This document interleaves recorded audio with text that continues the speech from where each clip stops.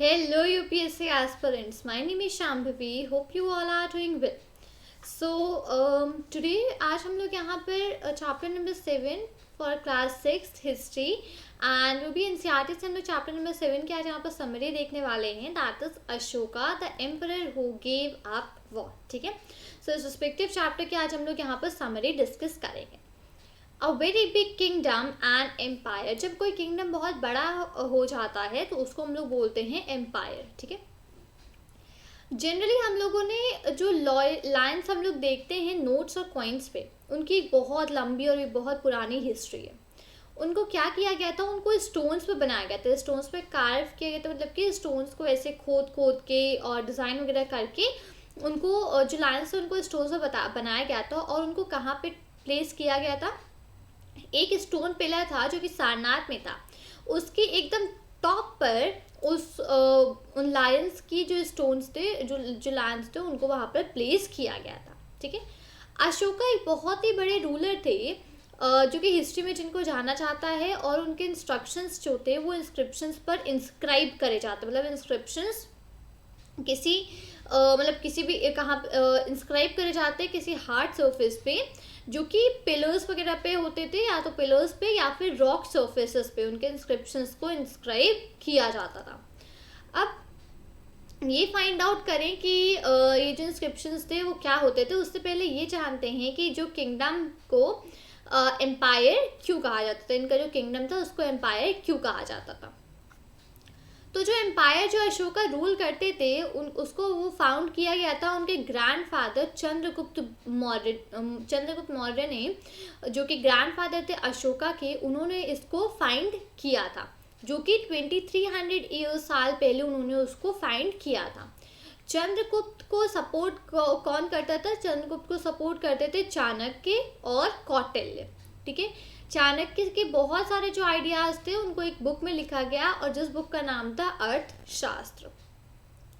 अब डायनेस्टी क्या होती है, जब एक ही फैमिली के जो मेंबर्स होते हैं वो वन आफ्टर द अदर, एक के बाद एक वही लोग रूलर्स बनते जाते हैं, तो उस फैमिली को क्या बोलते हैं हम लोग, डायनेस्टी. ठीक है, एक फैमिली के मेंबर्स जो कि एक के बाद एक रूलर्स बनते जाते हैं, तो उस फैमिली को बोला जाता है डायनेस्टी. ठीक है, तो जो मौर्यास थे वो एक डायनेस्टी थे जिसमें कि 3 इंपॉर्टेंट रूलर्स थे, चंद्रगुप्त, चंद्रगुप्त के बेटे बिंदुसारा और बिंदुसारा के बेटे अशोका. ठीक है, तो ये 3 इंपॉर्टेंट रूलर्स थे उसमें. अब यहाँ पे जो बहुत सारी सिटीज़ थी इन एम्पायर में, तो उनमें से कुछ जो सिटीज़ है वो थी पाटलिपुत्रा, तक्षशिला और उज्जैन. ठीक है, पाटलिपुत्र, तक्षशिला और उज्जैन. पाटलिपुत्र कैपिटल था. ठीक है, तक्षशिला क्या था, तक्षशिला एक रास्ता था नॉर्थ वेस्ट की तरफ का, जिसमें कि सेंट्रल एशिया भी इंक्लूड होता था. और उज्जैन क्या है, उज्जैन ये भी एक रूट है जो कि नॉर्थ इंडिया से साउथ इंडिया की तरफ का है. तो जो मर्चेंट्स होते थे, जो ऑफिशियल्स होते थे, जो क्राफ्ट पर्सन होते थे, प्रोबेबली वो लोग इन सारी सिटीज़ में रहा करते थे. ठीक है, और दूसरे एरियाज में जो विलेजेस होते थे उनमें फार्मर्स और जो हर्डर्स थे वो लोग रहा करते थे. कुछ एरियाज सेंट्रल इंडिया के ऐसे थे जहाँ पर फॉरेस्ट वगैरह थे. ठीक है, तो लोग वहाँ पर फॉरेस्ट में क्या करते थे, वो लोग फॉरेस्ट का जो प्रोड्यूस होता था उसको इकट्ठा करते थे, एनिमल्स को मारते थे, एनिमल्स का शिकार करते थे अपने खाने के लिए. तो एम्पायर के जो अलग अलग पार्ट्स में जो लोग रहते थे वो अलग अलग भाषा बोलते थे. एक सेकेंड, वो लोग अलग अलग भाषा बोला करते थे, अलग अलग तरीके का खाना खाते थे, और अलग अलग तरीके के कपड़े भी पहना करते थे. ठीक है, तो इस तरीके से वहाँ पे सारी चीज़ें थी. अब ये जो मैप यहाँ पे है, इस मैप में क्या है, ये जो मैप है इसमें क्या दिखा रहे हैं, प्रिंसिपल सिटीज़ और कुछ प्लेसेस जहाँ पर इंस्क्रिप्शंस मिले थे. अब यहाँ पे जो भी आप रेड डॉट्स देख रहे हो, जिन भी एरियाज पे रेड डॉट्स देख रहे हो, उन एरियाज में अशोका के इंस्क्राइब करे हुए इंस्क्रिप्शंस मिले थे. ठीक है, तो ये सारे एरियाज में अशोका के इंस्क्रिप्शंस मिले हैं, और ये जो ब्लैक वाली हैं ये कुछ प्रिंसिपल सिटीज़ है. तो ब्लैक में हम लोगों ने अभी 3 पढ़ा, इंपॉर्टेंट सिटीज़ हैं ये. पहले तो पाटलिपुत्रा जो कि यहाँ पे है, फिर यहाँ पे है तक्षशिला, और इधर पे है उज्जैन। ठीक है, इन तीनों को हम लोगों ने अभी पढ़ा था इनके बारे में। तो अब यहाँ पे एक और चीज़ है कि यहाँ पे जो भी रेड डॉट्स है, ठीक है, ये सारा का सारा जितना भी एरिया यहाँ पे दिख रहा है सारा का सारा एम्पायर के अंदर का ही एरिया है, मतलब ये सारा सारा एम्पायर में ही आता था। ठीक है, अब जो एम्पायर्स होते हैं वो किंगडम से कैसे डिफरेंट होते हैं, क्या डिफरेंस होता है दोनों में। तो जो एम्परर्स होते हैं उनको ज़्यादा रिसोर्स चाहिए होता है किंग्स के बजाय। ठीक है, क्यों? क्योंकि एम्पायर्स बहुत बड़े होते हैं किंगडम से, तो उनको बड़ी बड़ी आर्मीज भी चाहिए होती हैं प्रोटेक्ट करने के लिए, उन्हें ज़्यादा आर्मीज भी चाहिए होते हैं प्रोटेक्ट करने के लिए, तो इसीलिए एम्परर्स को ज़्यादा रिसोर्सेज चाहिए होते हैं किंग से। सो ऑल्सो दे नीड और उनको क्या चाहिए, उनको ज़्यादा नंबर ऑफ ऑफिशियल्स भी चाहिए होते हैं जो कि टैक्सेस वगैरह को इकट्ठा करते हैं। ठीक है, अब रूलिंग द एम्पायर, जैसे कि एम्पायर बहुत बड़ा था तो उसके डिफरेंट डिफरेंट पार्ट्स थे जहाँ पे अलग अलग लोग रूल करा करते थे। तो जो पाटलिपुत्र के आसपास का जहाँ पर एरिया था तो वो जो एम्परर था उनके डायरेक्ट कंट्रोल में रहता था वो एरिया, क्योंकि पाटलिपुत्र वाज द कैपिटल, तो इसीलिए वहाँ का एरिया डायरेक्ट कंट्रोल में रहता था एम्परर के।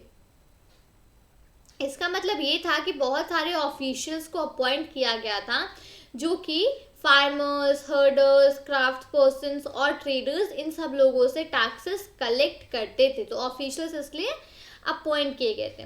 और जो लोग विलेजेस और टाउन्स में रहते थे इन सारे एरियाज में, ठीक है, ऑफिशियल्स क्या करते थे, ऑफिशियल्स उन लोग को सज़ा भी देते थे जो कि रूल्स को नहीं मानते थे, जो कि रूलर्स का जो रूल थे या जो ऑर्डर थे उनको नहीं मानते थे, तो ऑफिशियल्स उनको सज़ा भी देते थे। अब इन ऑफिशियल्स को सैलरीज भी दी जाती थी, तो अब ऑफिशियल्स पर नज़र रखने के लिए कुछ मैसेंजर्स रखे गए थे जो कि ऑफिशियल्स के आसपास ही लगभग रहा करते थे, और कुछ स्पाइस रखे गए थे जो कि ऑफिशियल्स पे नज़र रखते थे। ठीक है, तो ऑफिशियल्स पर नज़र रखने के लिए वो क्या बातचीत कर रहे हैं, इन सारी चीज़ों के लिए जो एम्परर होते थे वो मैसेंजर्स और स्पाइस को रखते थे ऑफिशियल्स के आसपास, ताकि ऑफिशियल्स किसी भी चीज़ का इधर उधर ना कर पाएँ या किसी ज़्यादा टैक्स ना ले लें या ये सब चीज़ों के लिए। ठीक है, और जो एम्परर होते थे वो इन सबको पूरा सुपरवाइज करते थे, किसकी मदद से, उनके जो रॉयल फैमिली के जो मेंबर्स थे उनकी मदद से, और जो सीनियर मिनिस्टर्स होते थे उनकी मदद से, जो यहाँ पे जो भी एम्परर थे वो सब चीज़ों को देखा करते थे। अब वहाँ पे और भी अलग एरिया और भी बहुत सारे एरियाज वगैरह थे, तो इनको जो रूल करा जाता था, इनको रूल करा जाता था कैपिटल सिटीज से जो कि थी तक्षशिला और उज्जैन, तो वहाँ से इनको रूल किया जाता था। अब ऑल्दो उसमें काफ़ी अमाउंट जो था वो उसका जो कंट्रोल था वो पाटलिपुत्र से था, जो कि रॉयल प्रिंस थे, और उनको एज अ गवर्नर भी भेजा जाता था, और लोकल कस्टम्स और जो रूल्स थे वो भी प्रोबेबली फॉलो करे जाते थे। ठीक है, उसके सिवा वहाँ पे बहुत सारे ऐसे एरिया थे जो कि सेंटर्स थे, सेंटर्स के बीच बहुत बड़े एरियाज हुआ करते थे, तो जहाँ पे मौर्यास क्या ट्राई करते थे, मौर्यास ट्राई करते थे कि वो रोड्स और रिवर्स को कंट्रोल कर ले जो कि ट्रांसपोर्ट के लिए ज़रूरी होता था। ठीक है, और वहाँ से जो भी रिसोर्सेज वगैरह थे, जो भी अवेलेबल रिसोर्सेज थे वो उन सबको कलेक्ट कर लें एज अ टैक्स। ठीक है, जैसे कि अर्थशास्त्र में, अर्थशास्त्र चाणक्य ने लिखी थी, राइट, अभी हम लोगों ने ऊपर पढ़ा था। तो अर्थशास्त्र में हम लोग को ये बताया गया था कि जो नॉर्थ वेस्ट था वो सबसे ज़रूरी एरिया था ब्लैंकेट्स के लिए। साउथ इंडिया गोल्ड और प्रीशियस, मतलब कि गोल्ड और प्रीशियस स्टोन्स के लिए इम्पॉर्टेंट एरिया था। तो यहाँ से लोग यहाँ से जो एम्परर्स थे वो क्या करते थे, वो रिसोर्सेज को कलेक्ट कर लेते थे एज अ ट्रिब्यूट।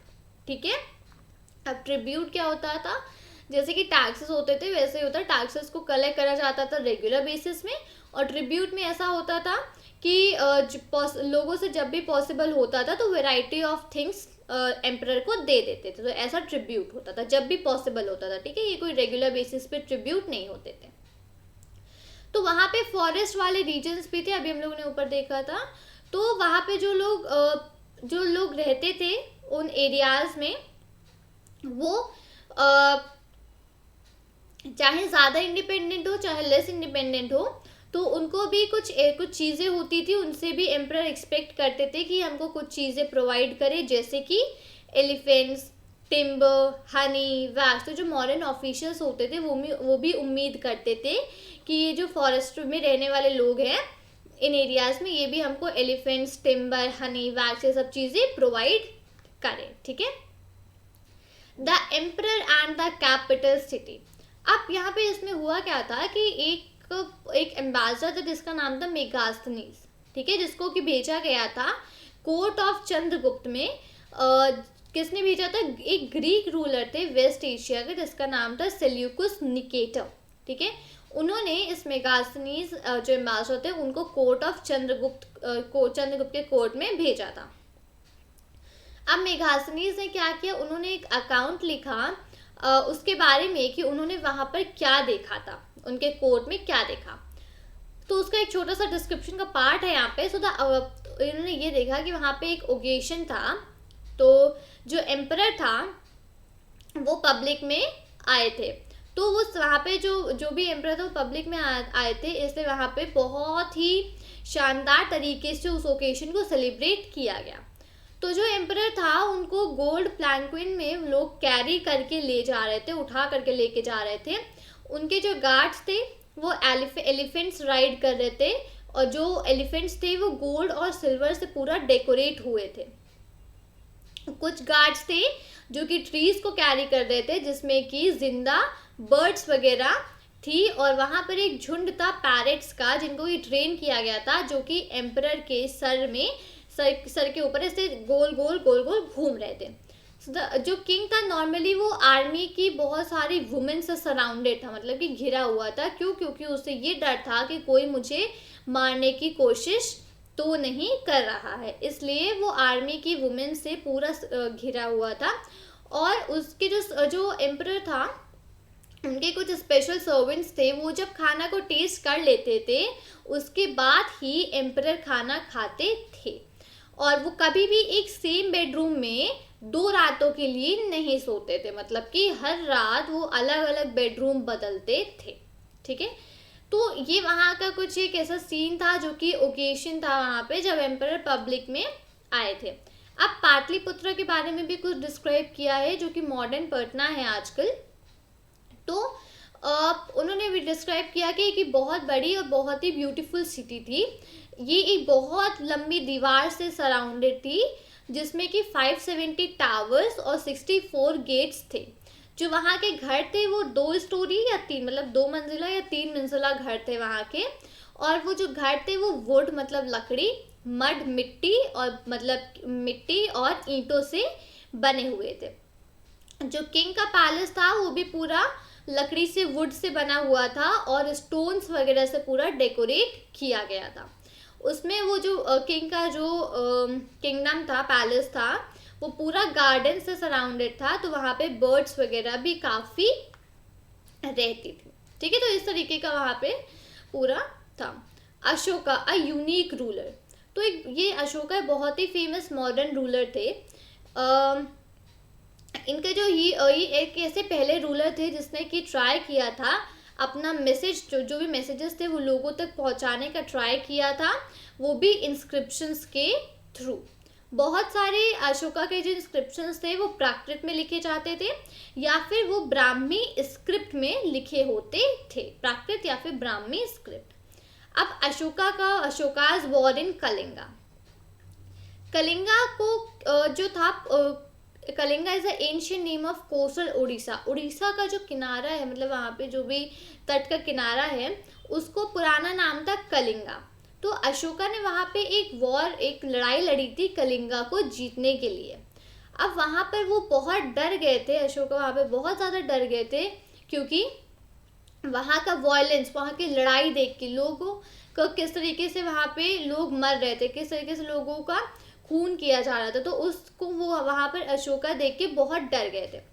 और तभी से उन्होंने डिसाइड किया कि आज के बाद वो कोई भी और दूसरी लड़ाई नहीं लड़ेंगे, इसीलिए यहीं पे चैप्टर का नाम दिया गया है Ashoka, the emperor who gave up the war, मतलब कि अशोका एक ऐसे एम्परर जिन्होंने लड़ाइयाँ लड़नी बंद कर दी थी। तो यही वजह थी उनकी लड़ाइयाँ बंद करने का, ठीक है। तो वो एक ऐसे किंग थे पूरी हिस्ट्री में, इस वर्ल्ड की पूरी हिस्ट्री में वो सिर्फ एक ऐसे किंग थे जिन्होंने वॉर जीतने के बाद लड़ाइयाँ लड़नी बंद कर दी थी, ठीक है। अब Ashoka's inscription describing the Kalinga war, Ashoka ने एक इंस्क्रिप्शन भी लिखवाया था जिसमें कि उनके कलिंगा वॉर की पूरी वहाँ के बारे में सारी चीज़ें डिस्क्राइब थी, ठीक है। तो चलिए उसको पढ़ते हैं। 8 साल पहले 8 साल बाद, जब मैं राजा बनने के 8 साल बाद मैंने कलिंगा को मैंने वहाँ पर जीता। 1 लाख से ज़्यादा लोग वहाँ पर कैप्चर हो गए थे, मतलब बंदी बना लिए गए थे, और 1 लाख से ज़्यादा लोग वहाँ पर मार दिए गए थे। इन चीज़ों की वजह से मुझे बहुत दुख हुआ। पर मुझे दुख क्यों हुआ? क्योंकि जब भी कोई एक इंडिपेंडेंट लैंड होता है उसको हम जीतने जाते हैं तो वहाँ पे लाखों लोग मर जाते हैं, बहुत सारे लोग जेल चले जाते हैं, ब्राह्मण्स, मॉन्क्स, ये सब जो लोग होते हैं ये भी मर जाते हैं। लोग जो कि अपने रिलेटिव्स, अपने दोस्तों से बहुत काइंड होते हैं, जो अपने स्लेव्स और सर्वेंट से काइंड होते हैं बहुत ज़्यादा, वो सब लोग मार दिए जाते हैं। बहुत सारे लोग अपनी फैमिलीज़ को लॉस कर देते हैं। इसी वजह से मैं बहुत दुखी हूँ और मैंने डिसाइड किया है कि आज से मैं धम्मा फॉलो करूँगा और लोगों को इसके बारे में सिखाऊंगा भी। अब धम्मा क्या होता है? धम्मा एक वर्ड है, प्राकृत वर्ड है, जिसका संस्कृत में मीनिंग होता है धर्म, ठीक है। सो मैं ये बिलीव करता हूँ कि लोगों को मैं धम्मा के थ्रू जीतूंगा, ना कि उन्हें किसी फोर्स के थ्रू, ना कि उन्हें फोर्स करूँगा लड़ाइयाँ लड़ने के लिए। मैं इस मैसेज को यहाँ पे इसलिए लिखवा रहा हूँ ताकि आगे समय में मेरा बेटा और मेरे बेटे का बेटा वो लड़ाइयों के बारे में बिल्कुल भी ना सोचें, और उसके बजाय वो ये सोचें कि जो धम्मा है, जो धर्म है, इसको स्प्रेड हम कैसे कर सकते हैं। तो ये इंस्क्रिप्शन अशोका ने लिखवाया था कलिंगा वॉर के बाद। अब अशोका का धम्मा क्या था? अब अशोका का जो धम्मा था वो कोई भगवान की पूजा करना या कोई बलि देना, इसको नहीं इन्वॉल्व करता था। उनको ऐसा लगता था कि जैसे कि एक फादर अपने बेटे को पढ़ाता है, अपने बच्चों को पढ़ाता है, इसी तरीके से उनकी भी ड्यूटी है कि वो लोगों को पढ़ाएं, लोगों को बताएं। तो वो बुद्धा की टीचिंग से बहुत ज़्यादा इंस्पायर थे। वहाँ पर बहुत सारी प्रॉब्लम्स थी जो कि अशोका को बहुत परेशान कर रही थी। जैसे कि जो एम्पायर था वो अलग अलग रिलीजन फॉलो करता था, ठीक है, जिसकी वजह से बहुत बार लड़ाइयाँ हो जाती थी। एनिमल्स को सैक्रिफाइस कर दिया जाता था। जो गुलाम और जो सर्वेंट्स होते थे उनको बहुत बुरी तरीके लोग ट्रीट करते थे। उसके सिवा फैमिलीज़ और नेबर्स में छोटी छोटी लड़ाइयाँ होती रहती थी। तो अशोका को ऐसा लगा कि ये सब चीज़ें सॉल्व करना, इन सारी प्रॉब्लम्स को सॉल्व करना अशोका की ड्यूटी है।